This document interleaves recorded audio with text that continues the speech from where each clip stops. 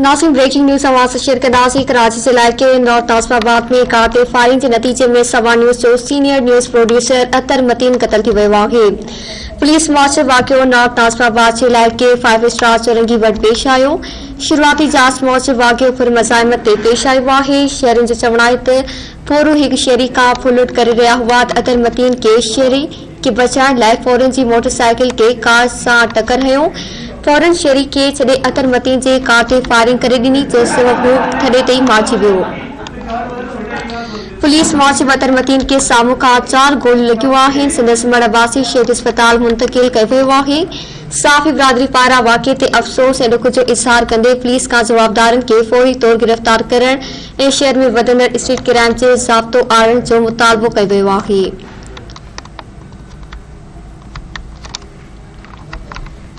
Breaking news आवाज़ share कई पिया। कराची जिले के नॉर्थ नाज़िमाबाद में कातिल फायरिंग के नतीजे में समा न्यूज़ जो सीनियर न्यूज़ प्रोड्यूसर अतर मतीन कत्ल थी वियो आहे। पुलिस मौजूद वाक़ियो नॉर्थ नाज़िमाबाद जिले के 5 स्टार चौरंगी वटि पेश आयो। शुरुआती जांच मौजूद वाक़ियो फिर मज़ाहिमत ते पेश आयो आहे।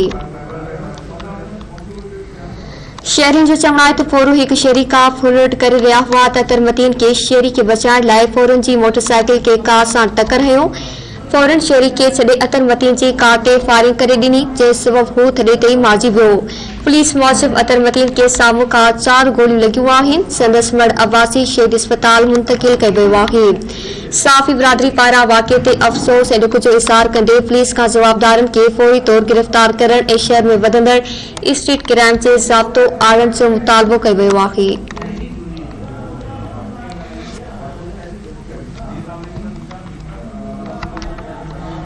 कराची में खबर आवाज़ शेयर कई पिया। कराची जिले के नॉर्थ नाज़िमाबाद में कातिल फायरिंग के नतीजे में समा न्यूज़ जो सीनियर न्यूज़ प्रोड्यूसर अतर मतीन कत्ल थी वियो आहे।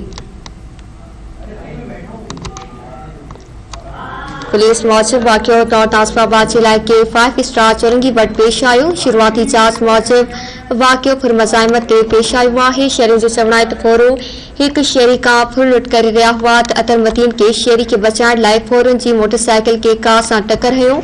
फौरन शहरी के छॾे अतर मतीन जे कार ते फायरिंग करे ॾिनी जे सबबु हू थॾे ते ई मारिजी वियो।